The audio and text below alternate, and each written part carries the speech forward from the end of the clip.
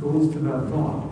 Because that's how we live. We pay attention to a thought or we do something, and when we do, we give energy to that thought to be there. This is a funny thing.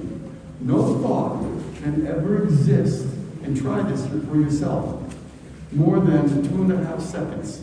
It's been tested in laboratories without putting your attention on it. If you move your attention away from that thought, you'll find that the thought goes away. It may come back, but that one will go away. It only has a certain amount of energy in its expression in terms of a picture or words or even a feeling, but they're all the same to us. Oh, it's a thought, it's a feeling.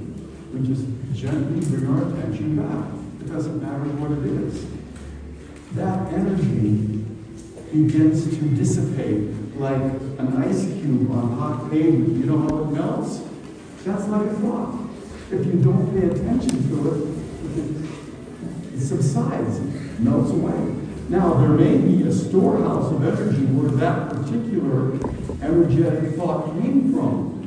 And it may take a while for that well, if you will, of energy to work itself out. I'm trying to have you understand the mechanics of thinking. Listen up, because this is what we all do. And it's important for the reason of we do not want to be controlled by our thoughts. We do not want to be controlled by our mind or emotions. We want to use them correctly. They should be our servants, not our masters. For example, in the beginning of the class, when I said, everyone be quiet, many of you did not. Many of you continued to talk. What is that doing? These thoughts coming into your mind. I want to talk. I want to talk. I want to talk. I want to play with my friends. I want to. Habits. Habits of thinking. Habits of behavior. Because you never learn the art of letting go of that which you do not need right now. When you learn this, you'll be able to let go of a thought that's not of any use to you, and may in fact be getting in your way of, let's say, studying or learning. These thoughts come in, and if you pay attention to them rather than to your work, guess what? Your work won't get done. You'll be off on this thought, of that thought, just like little birds, flying around. We lose our focus. So this little technique of meditation is an exercise and how to bring ourselves back to what we want to do without the thoughts capturing us. You see? Because these thoughts are just things. They're not you. They're tools, like a hammer or a nail. They're tools for us to use in life, but they've got to be used rightly. They must be used rightly. This takes an understanding of what thoughts are, how they work, what our attention does to them, and what not. So if you want to study, that means putting your attention on your study, the more you learn how to not pay attention to those other thoughts that are coming in trying to capture you and pull you away from your studies, the more you learn how to do that, the easier it will be to focus. The easier it will be to study. The easier it will be for you to retain what you are studying, because the knowledge isn't being interrupted by these frivolous thoughts that don't need to be there right now, because you can't do anything with them. They're just interfering with what you really need to do. So this little silly, simple practice of meditation is helping you learn how to let go of what you don't need right now and move your attention back to something like breathing, which doesn't have any meaning, does it? It just is. So we can't get hung up on it. We can't get trapped by our breathing, because it's always there. It has no meaning.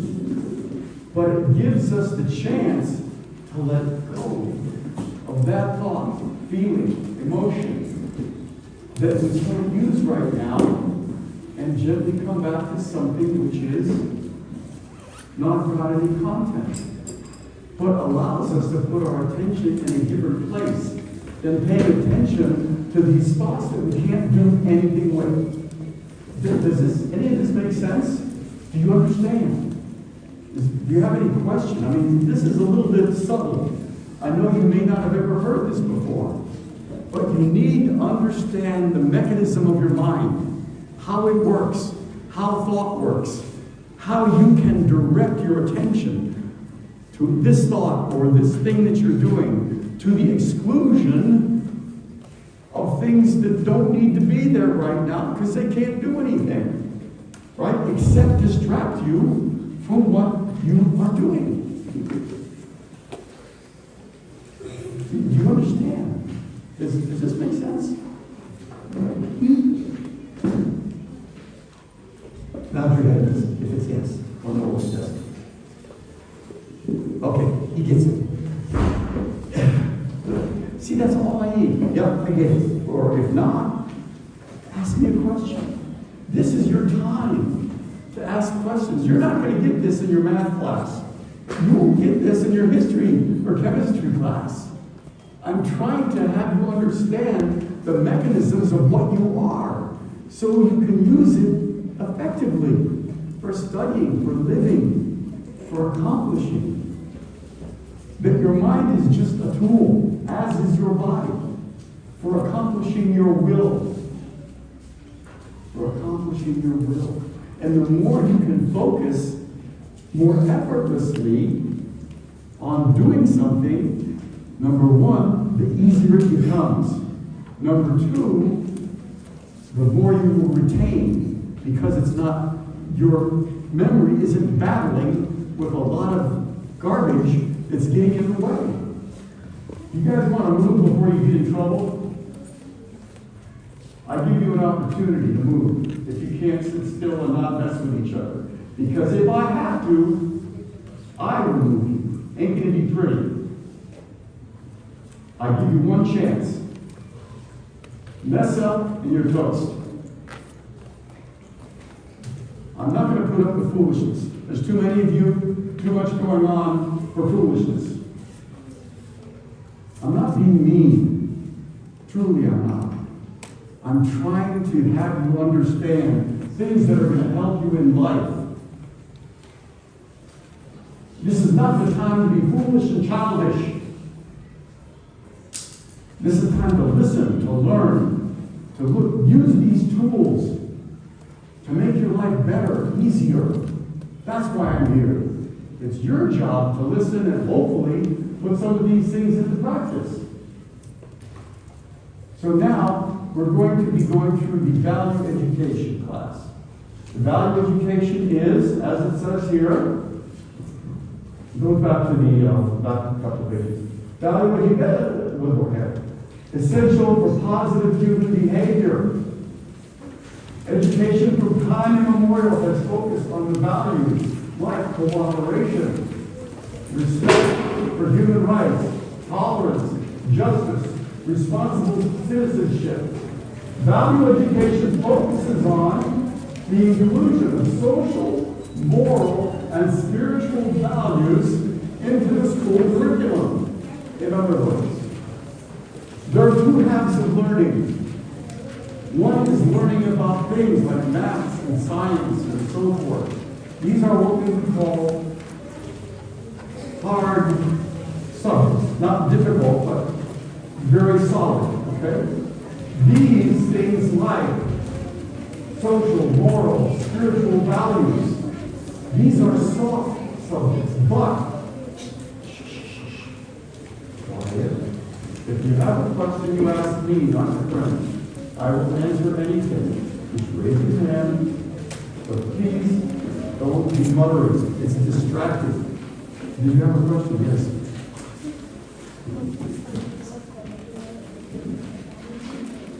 Do what now? How do we find what quality or talent we have? That is a tough question. Right now, we're going to focus on the qualities of human behavior that you need. When we go through these items, these subjects here, you have to look within yourself. Do I know what that means? Can I act in a way that it is saying up here? That way, if you can actually live what's being said, then that quality is inside. And these qualities help us to interact positively with not just our family and our friends, but as we get older, our work colleagues, our environment, animals, birds, all of these things are interlocked. These skills are the foundation of everything that is stacked above them, like maths and science and jobs and family. Become a good human being by exhibiting, working with these things that we're going to talk about today and for the next week and a half. Yes? I'm going to need some help.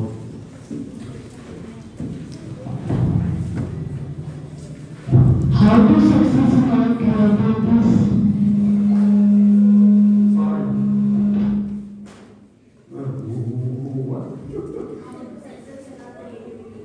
How to be successful and creative. Creativity, like these things that we're talking about, is something that is soft, is internal. Creativity is an impulse. That impulse comes from the soul. That impulse, creativity, actually, to put it another way, comes from God. Creativity is the ability to see that which we do not know, but it comes to us in inspiration. Creativity and inspiration are brothers and sisters. Inspiration is something that you never studied or thought about before, but all of a sudden, seemingly out of nowhere, it is there. This is that creative impulse working within you, projected into the mind. And inspiration is taking that impulse automatically, without you doing anything. And it channels itself into a particular area. Like, for example, let me give you a good example. I was a systems engineer. Okay, that means that I designed computer systems. And I worked with people who fixed them when they broke. Over time, this thought came to me. There's got to be a better way to fix things where we don't have to do the same thing over and over again. And then all of a sudden, seemingly out of nowhere, the creative impulse came to design a system that captured the steps in how to do work. To show someone who doesn't necessarily know how to do that work, how to do it as they're doing it. And capture information so that we can measure our performance. How did we do against what we promised our customers we would do? It just sort of was there. I didn't try to, but what I did was I prepared the ground. I had been meditating for a number of years by this time. So my mind was already receptive. Understand this. You make yourself receptive to those creative impulses, to those inspirations. This is how inventions happen. This is what Elon Musk and his people are doing with his Tesla cars and the Starship and all. That's creativity. That's inspiration. Turning it into reality. If you prepare the ground of your mind and your body, both, you will know when this inspiration happens. And if you're smart, you'll begin acting on it. Maybe a little bit of time to begin with, But always listen to that little inner voice. And you can hear it speaking more loudly. This is a metaphor, by the way. More loudly if you are quiet within yourself. That's the reason why we meditate. Is that we can hear that little voice within us more loudly because it's not competing with a lot of nonsense that's coming from everything that we don't need at this moment. All these thoughts and feelings and emotions. It's easier to focus, to hear the song of God within our own hearts. Yes? How to solve conflict, non-violence. How do you solve conflict? Non-violence. Non-violently. Well, that's very good. It's not necessarily part of the class. Now, I would like to answer a lot of questions, okay? But unfortunately, we have to get through this material here. I'll try to weave an answer to that as we continue on, but just to say a little bit something.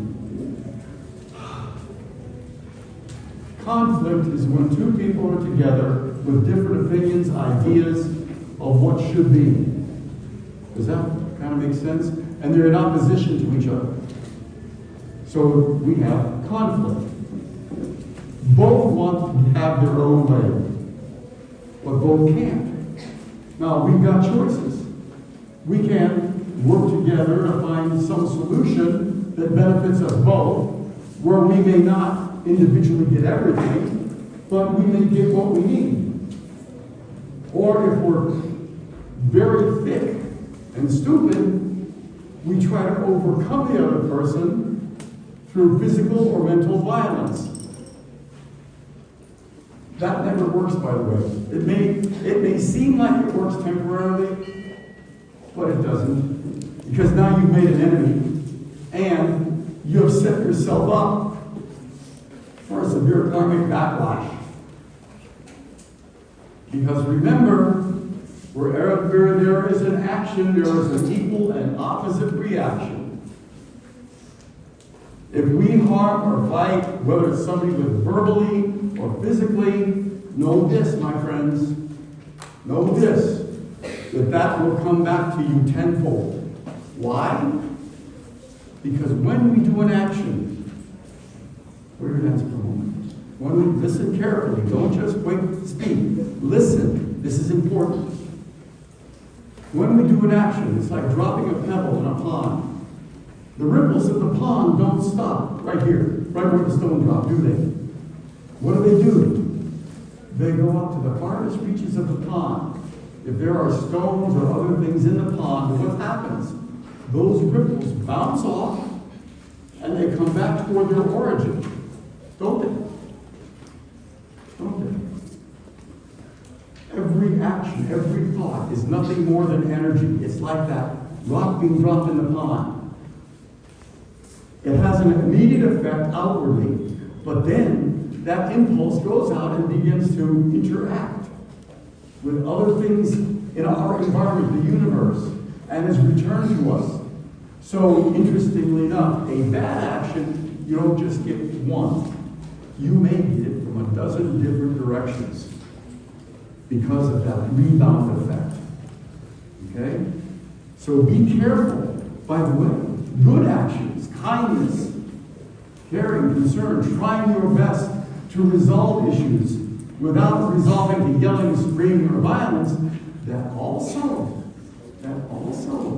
goes out and rebounds, but in a way that supports us, that gives us more of what we need, even though it may be subtle and not necessarily noticed immediately. But it supports us, it lifts us up, rather than pushing us further down. So I've got to get back to the material here.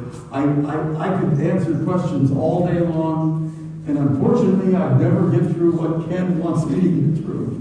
So please forgive me if I can't answer all your questions right now. I need you to stay focused on the material here, okay? If you have a question on this specific material, raise your hand. If it's something differently, we're going to have to hold it for another time. Maybe we have a separate class. Yeah.